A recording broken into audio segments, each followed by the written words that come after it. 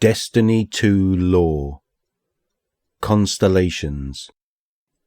Building. You are the last remaining star. In your dreams, you see yourself suspended in bright but flickering light, staring out over a world half destroyed. You see thousands of pieces of yourself in that world, stumbling through it like infants, wandering in labyrinthine ruins they don't understand. For a moment, you feel in your body everything that they feel, the elation of success, the pain of failure, the candle snuff of death, the grasping of rebirth. You feel it all at once. I am the last speaker.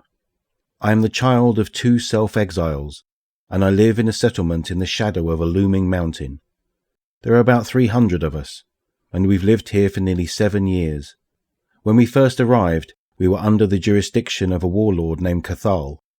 He offered us protection for a high price, requisitioning 1/3 of our supplies and conscripting nearly half our people to his cause. The actual protection he provided was limited. The warlords used our valley like a battlefield, crashing through like giants who couldn't see the lives they were ending. But they could. They saw us. They just didn't care. The Iron Lords drove Cathal out nearly a year ago, and we've lived in comfortable independence since then, with little oversight from our risen saviours. Our people voted for that. The Iron Lords saved us, but they would be no different from the warlords if they also wished to rule us.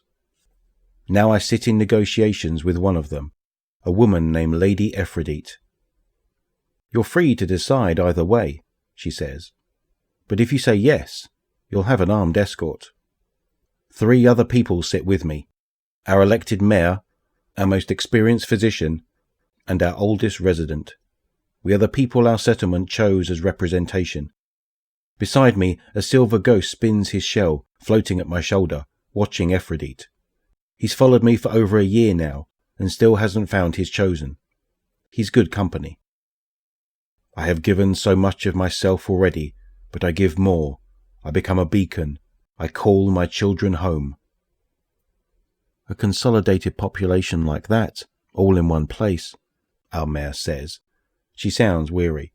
She's been in her position for nearly 60 years. It would draw warlords to us like flies. Don't worry about the warlords, Aphrodite says, with the cool assurance of someone who only half understands our worry to begin with. Their days are numbered.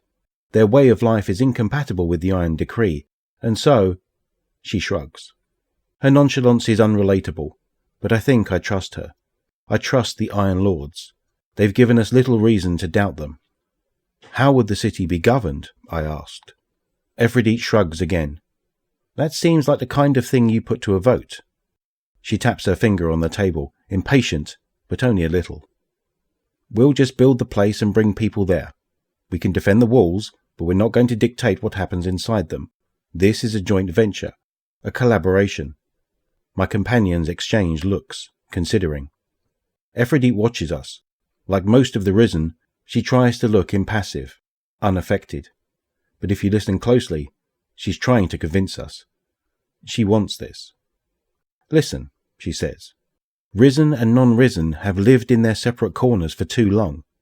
We're all people. That's all the Iron Lords are trying to say. We should live together.